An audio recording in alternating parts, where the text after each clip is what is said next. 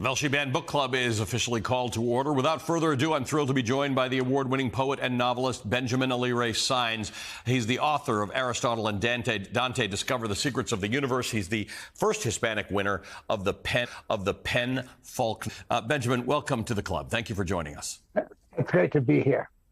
I want to talk a lot about this. I want to talk a lot about you. I want to talk a lot about the book. Let's start with the book, though, because it's a book club. Aristotle and Dante begins with the inscription to all the boys who've had to learn to play by different rules. Now, this can be applied to Aristotle and Dante's characters in different ways.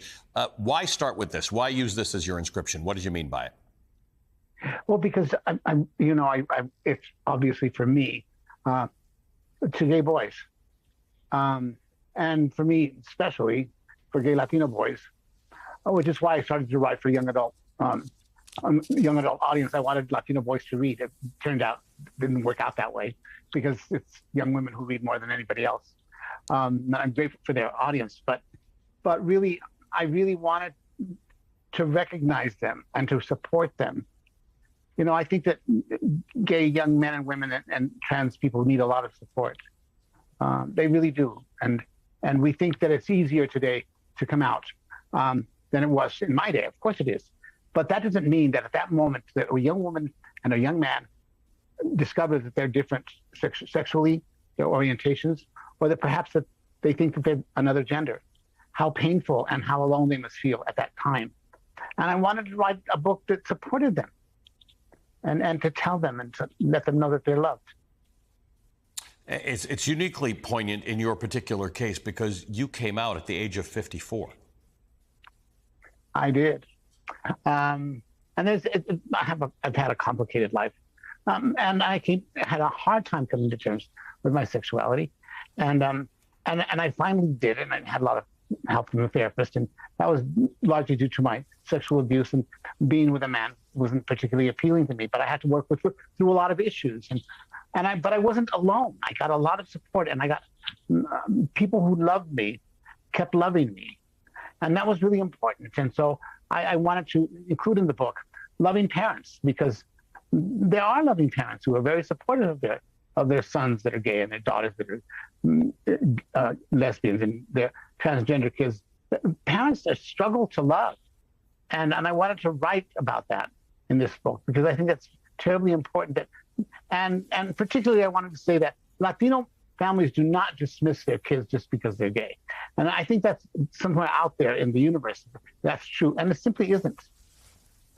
Do you think it would be useful, it's not the audience for your book, but would it be useful for parents of gay and lesbian and trans kids to read this, because you sort of honor them, right? You're making the point that they can love and they can help their kids, even if the initial instinct when they find out that their kids are not what they thought they were going to be can be negative.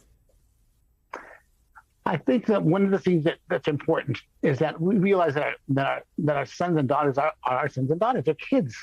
We're the adults. That if you know that if I tell you I'm gay, what exactly do you know about me? Nothing. And if you tell me I'm a heterosexual, what do I know about you? Nothing. And we make it everything. And it's not everything. I don't, when I write, Aristotle and Dante are pretty normal, sweet kids in many ways. They are. They're not atypical of that age group. I don't perform my sexuality on the page, and I don't perform my ethnicity on the page. They're people. So there's a lot of what we call intersectionality in this book, right? There's the idea that these boys are gay. There's also the Mexican heritage throughout the book. Here's one conversation between Ari and his mom. It reads in part, "Maybe I'll just mow lawns. That's imaginative. Too Mexican for you, Mom? No, just too unreliable. Flipping burgers? That's reliable. Not very imaginative, but reliable. Come to think of it, it's the perfect job for me. I'm reliable and imaginative." She shook her head. "Are you going to spend your life beating up on yourself? You're right. Maybe I'll take the summer off. You're in high school, Ari. You're not looking for a profession. You're just looking for a way to earn some money. You're in transition. In transition, what kind of Mexican mother are you? I am an educated woman. That doesn't un-Mexicanize me, Ari." She sounded a little angry. I loved her anger. I wished I had more of it. Her anger was different than mine or my father's. Her anger didn't paralyze her.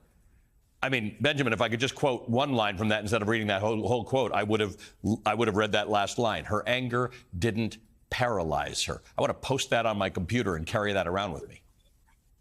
Well, I think that my mother taught me that, and my anger hasn't paralyzed me. I'm not an angry man. I write to give young people hope, because I think the world conspires to take their hope away.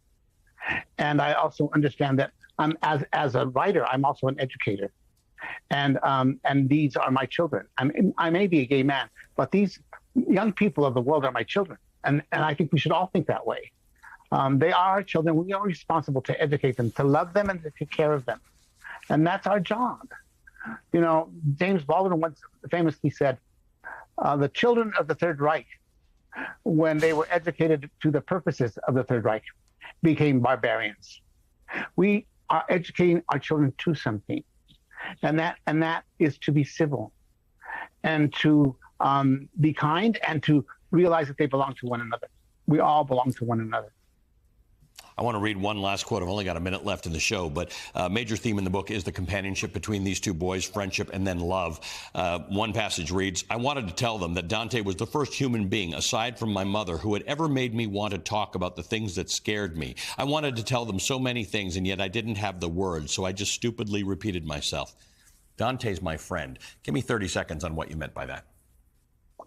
I think that we don't know how special friends are.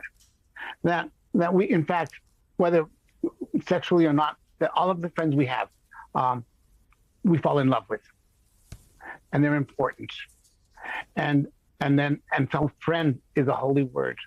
It really is. To say, Dante's my friend, to call someone friend, to be a friend is to hold an office, and that's a beautiful thing. It really is a beautiful thing. And we like to say that friends are like family. Friends are family. They really are. Who could live in this world without them? Benjamin, first of all, that was amazing that you did that in 30 seconds, because you're such a prolific writer. Thank you for your time. Thank you for this book. Thank you for being who you are. Thank you for your courage. Benjamin Alire-Sáenz is the author of Aristotle and Dante, Discover the Secrets of the Universe. It is a wonderful book.